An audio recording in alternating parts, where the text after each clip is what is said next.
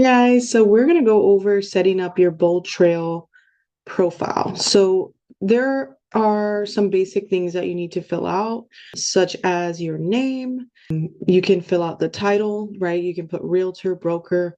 You can upload your photo. You want to also fill out your MLS ID or your NERDS ID, which you can do lookup agent ID through listings or something like that, just to find your MLS ID. But I would suggest just logging into the MLS if you don't know your MLS ID to find that out. And then your contact info. So you want to make sure you have the correct cell phone number on your profile. The account email address, this is the address that you use to log in. So if you change this email, it's going to change your login. So just keep that in mind. The vanity email address is where your emails are going to send from. Okay. So this email is where your emails are going to come from. So if you have a vanity email address, right? If you have your own domain, so mine is alyssa@alyssapimentel.com. I purchased that on GoDaddy. So if you're looking to get your own vanity email address, I highly recommend it. And the reason is because a lot of the emails in BoldTrail are going to the spam folder.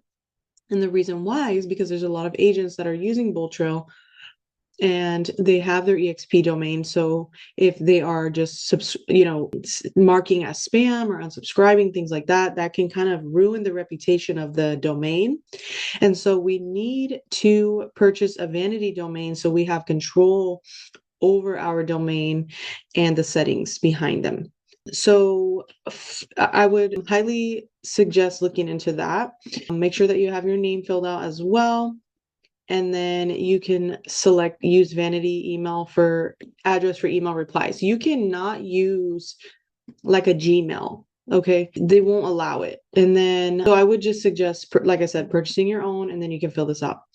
Here's your website. If you have a lender who has BoldTrail, you can search them here. You can fill out your designations, any licenses that you have, and you want to fill out your social media. So just make sure that all of these are actually correct, because a lot of times people will change their handle or their username or whatever, and then it will not work. So I would fill this out. When you're done, just go to your website, click on your name, website, and then click on these icons just to make sure that they are working, right? So this one says that this content is not available. Usually that's because I'm not logged into Facebook, but just make sure that it's working. Make sure you're logged in so that you can tell if it's working. Okay.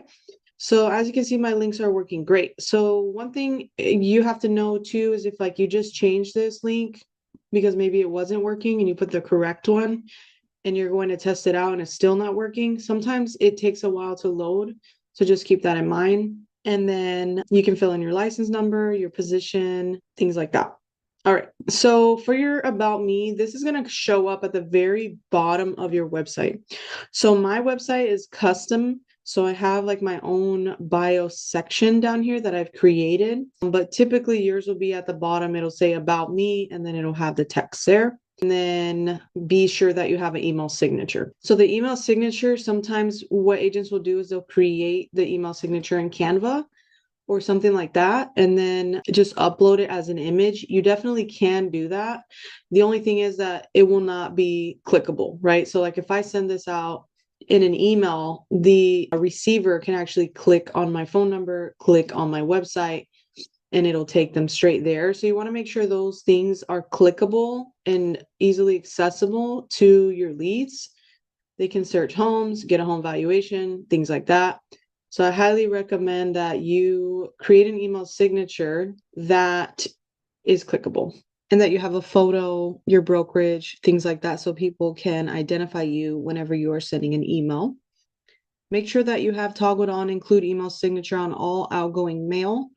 This last section, as you can see here, says it's not going to be displayed on your website. They're for information only. So you don't necessarily need to fill any of this out, but you definitely can. The other things that you can see on here are the settings. So you can go through and you can say, you can set the settings for like lead privacy, home search app, daily call creations, things like that. You can turn this off if you don't want to be notified of, needing to call anyone. And then email domain, I have mine set up, and that's why you see a check mark here. So they'll actually walk you through how to set this up once you have that domain ready. You can send an email, you can change your password from here.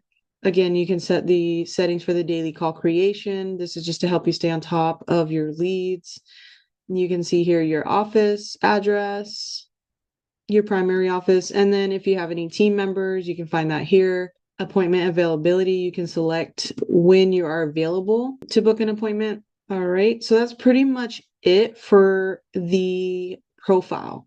It's fairly simple. I think the most important thing here would be to just make sure you have it filled out and in total, but also making sure that you get your email domain as well as a website domain, right? Because if you have a website domain, you can match it with the email domain. So your whole business will be set up correctly. I create another video on email domain, as well as setting up the website domain and email signature. So stay tuned and let me know your thoughts on this video.